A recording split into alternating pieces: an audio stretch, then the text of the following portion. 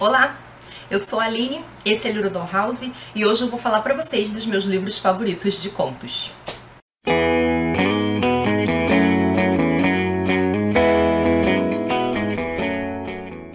Bom, eu vi esse vídeo num canal chamado Climb the Stacks, que é o canal da Ashley. Ela é uma booktuber norte-americana que eu gosto muito de acompanhar. A Ashley faz muito esses vídeos de listas, eu fico doida pra fazer também. Então quem sabe eu faço alguns daqui pra frente, tá? Os livros que eu vou citar hoje, eles são não somente os meus livros favoritos de contos, mas eles são também livros que ajudaram a moldar os meus gostos literários.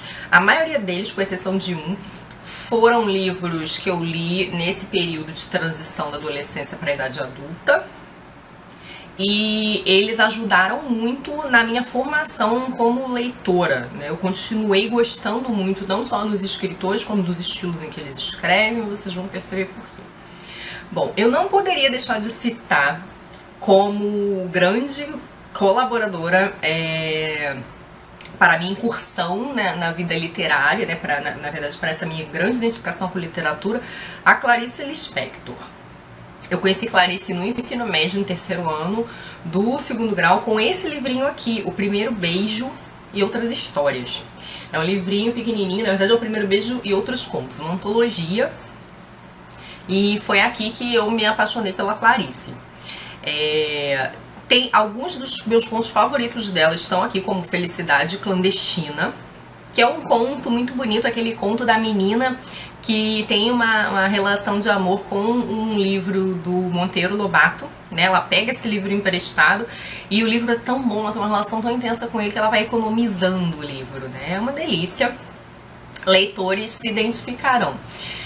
Mas eu também sempre cito o Laços de Família, que é um livro de contos muito famoso da Clarice e que tem alguns dos meus contos favoritos, como O Amor e o Preciosidade. E o que me impressionou nos contos da Clarice quando eu a conheci?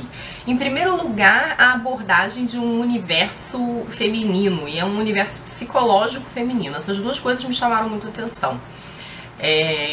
Tratar dessa cabeça, dessa complexidade da mulher, e também dessa questão psicológica, desse mergulho na alma da mulher.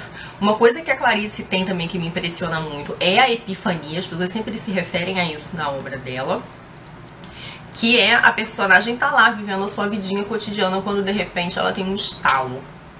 E nesse estalo está contido o sentido da sua vida, ou sei lá, uma grande revelação de alguma coisa que ela não tinha percebido antes. Então assim, os contos dela são até um pouco perturbadores nesse sentido. Não só os contos, mas os romances também.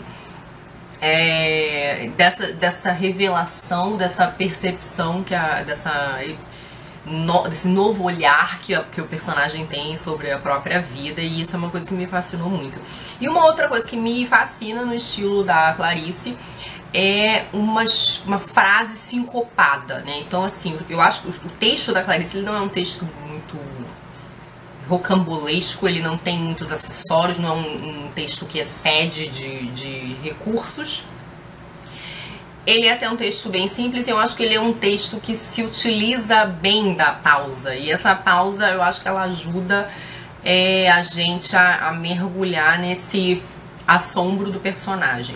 É como se ele servisse de... Ele aumentasse a expectativa diante daquilo que o personagem tá para descobrir, assim. Então, dois livros muito amados da Clarice.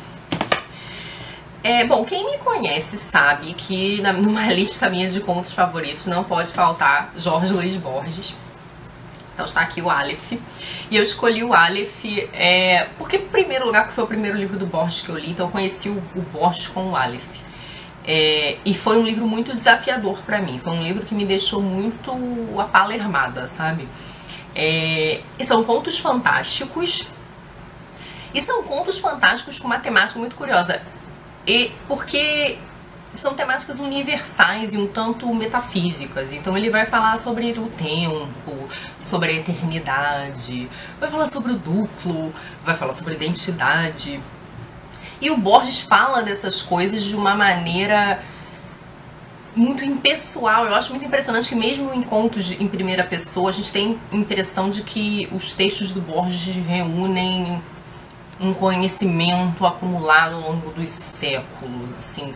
E eu sempre falo isso quando eu falo do Borges, né? O Borges faz um uso muito interessante de certos discursos acadêmicos, discursos filosóficos, discursos religiosos, mas ele usa isso pelo seu valor estético. Essa erudição está sempre muito presente, né? Eu costumo dizer que o Borges é um escritor-leitor, mas é porque a erudição transborda nos textos dele, né? Sempre muita citação, muita referência a textos antigos e a mitos e a histórias lendárias, enfim, é uma coisa muito impressionante. Então tá aí o Aleph como um livro que me marcou muito e que, obviamente, acabou me levando para os outros livros do Borges, fazendo com que ele fosse um dos meus autores favoritos. Um outro livro que eu vou citar não está aqui, mas é um livro pelo qual eu tenho um carinho enorme, que é Primeiras Histórias do Guimarães Rosa. Foi também o primeiro livro do Guimarães que eu li. Eu também fiquei muito encantada com aquele livro. Primeiras Histórias reúne contos, né? Ao contrário da Clarice, que tem histórias que passam num ambiente mais urbano, o Rosa tem histórias que se passam num ambiente mais sertanejo. E ele também faz uma investigação da alma humana e com eu acho que com uma abordagem muito interessante, que é por vezes generosa e delicada, mas por outras vezes é um pouco irônica. E ele vai falar dos personagens tentando lidar com o peso da vida, né?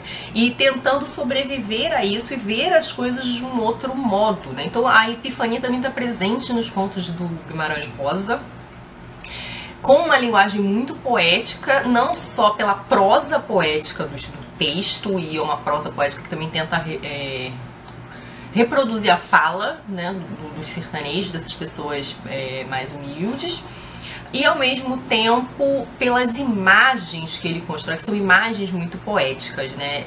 Em Primeiras Histórias estão contos que eu gosto muito, que é o A Terceira Margem, que é um dos contos mais famosos dele, que você pode ler 20 vezes, que você vai encontrar muitas coisas diferentes todas as vezes que você lê. É um conto muito rico. Tem um conto muito triste que eu gosto muito, que é o Sorou com Sua Mãe e Sua Filha. E tem o último conto, que é um conto que eu acho bonito demais. Eu acho que ele tem um ensinamento assim pra vida, que é o Simo, de um menininho, né?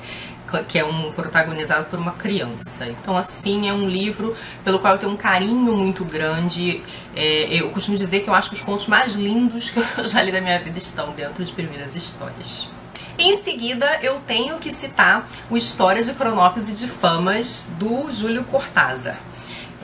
Esse aqui já é um livro que eu li mais recentemente, né? E a minha história com os contos do Cortázar é meio assim...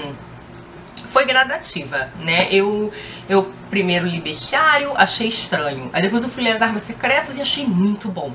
Aí voltei pra Bestiários e achei incrível. E quando eu finalmente peguei Histórias de Cronópios e de Famas, eu fiquei assim... muito apaixonada, né? É um livro 880, assim como o Aleph, né? Ou você ama ou você odeia. Não é muito unânime, não. Mas o que me fez apaixonar por ele é um livro muito lúdico. Ele também é um livro de contos fantásticos, mas completamente diferente do Aleph, porque enquanto o Aleph se concentra numa temática mais universal, o Júlio Cortázar já está mais associado ao realismo mágico, né? Enfim, ou ao realismo maravilhoso. Ou seja, um fantástico que faz alegorias político-sociais, né? Então, que ele as questões fantásticas do livro, elas têm um paralelo com a realidade, o que no Borges não acontece muito. E esse livro, ele é de uma alegria, né? Porque eu acho que a grande proposta de História de Cronópios e de Famas é nos convidar a renovar o nosso olhar sobre as coisas, que a gente pare de ver as coisas de forma automatizada, né? E que a gente se esforce um pouco mais em ver em ver cada coisa como ela é, né? Em perder essa relação automatizada com as coisas. Eu achei isso bonito demais. Então acontecem muitas coisas inusitadas aqui, muitas coisas estranhas. Tem seres estranhos aqui, seres lúdicos e bem malucos, que são os Cronópios e as Famas. Então, assim, eu acho... Esse livro é um carinho muito grande, né? Eu acho, pro leitor. Mas, quem vai ler e vai falar, mas que monte de presepada. Mas, assim, é o tipo de presepada que eu amo.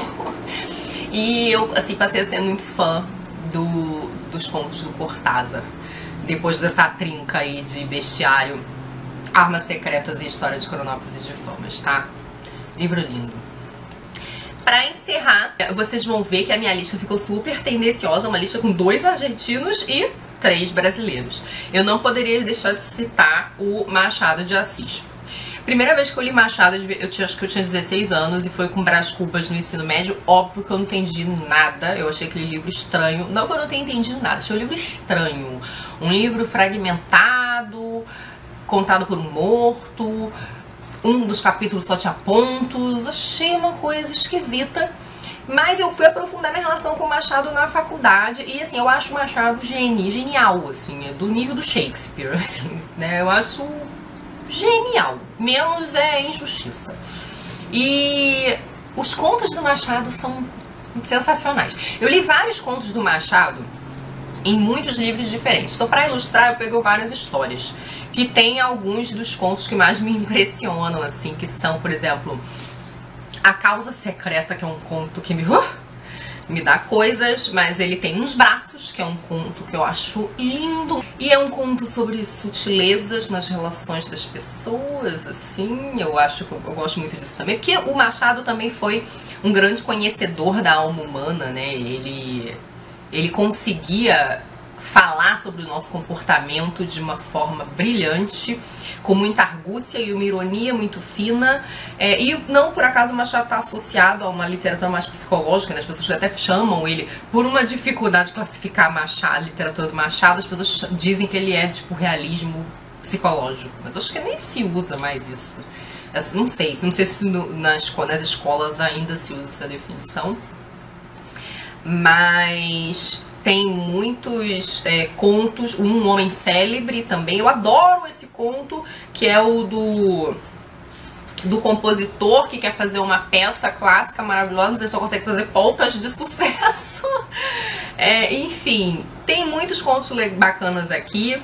A Cartomante, que também é um conto que te deixa assim, no final você fica... Enfim, muitos contos intrigantes aqui. A estrutura do texto do Machado, ela associa elegância com simplicidade, porque o texto do Machado não é difícil, mas é um texto elegante.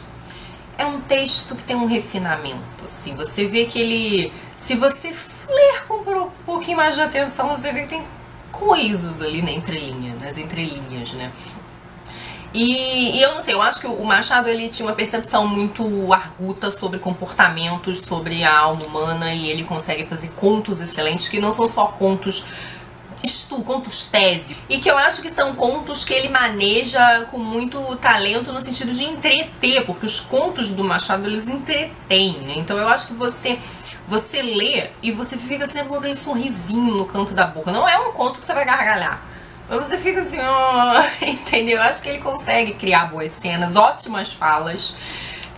Então, assim, eu não sei, eu consigo ver Machado como entretenimento, além de uma coisa maravilhosa de ser lida, de profundidade, de erudição, tá? Não é uma coisa pedante do tipo, Machado tem que ler. Porque... Não, gente, eu acho divertido ler Machado. Eu adoro não só Memórias Póstumas de Brás Cubas, quanto Dom Casmurro. Mas os contos dele são excelentes. E, gente, se vocês não conhecem as crônicas do Machado, leiam as crônicas do Machado. Eu acredito que tá tudo na internet, seja fácil de achar. Machado Cronista também era maravilhoso. Bom, esses foram os meus livros de contos favoritos, os livros que me ajudaram, né, a me definir como leitora, a moldar os meus gostos, tá bom? E eu adoraria mesmo saber quais são os livros de contos que marcaram as histórias de vocês como leitores. Então, se você não tem canal nem blog, ou se você também não tá afim de fazer o vídeo, você pode comentar aí embaixo e vamos trocar figurinhas, tá bom? Beijo grande pra vocês, até o próximo vídeo. Tchau!